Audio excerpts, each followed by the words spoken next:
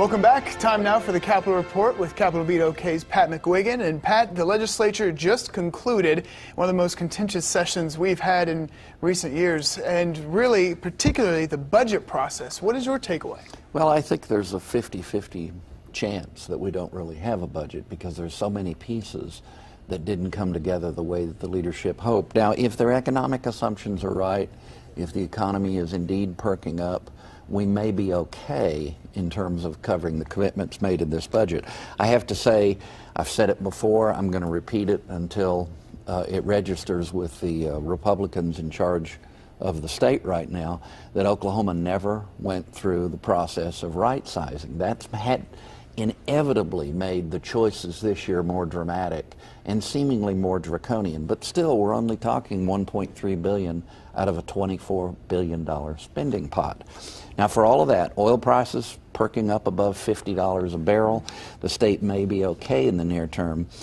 The legislature and the governor need to try in the last 2 years of her tenure to keep the promises made in the election of 2010. It's contributed to this discontent that we all hear about with politics and politicians, that they've not done that. The David Dank proposals to take a careful look at tax credits are just at the front end, and some of the changes made this year on the oil side might have been a little bit willy-nilly and in a hurry in order to recapture some revenue. Wind was left pretty much alone with last year's deal still in place, and there's a lot of pressure on landowners in western Oklahoma to accommodate wind power, but it's their land. They shouldn't necessarily have to do that. Well, with 51% of the budget still going to education, even after all this tumult and turmoil, and no administrative reforms in education, I'm real frustrated about where we stand. Now, for all of that, let me give a couple of kudos.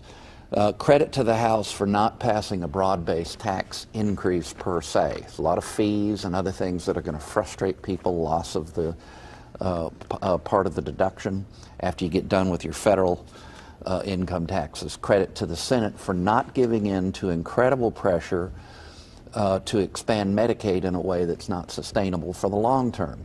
We've got other ways we can try to address the needs of the working poor in Oklahoma with Insure Oklahoma and other devices. Credit to the governor, to the House and the Senate, members of both parties for the bright spot of the whole year, and that's criminal justice reform.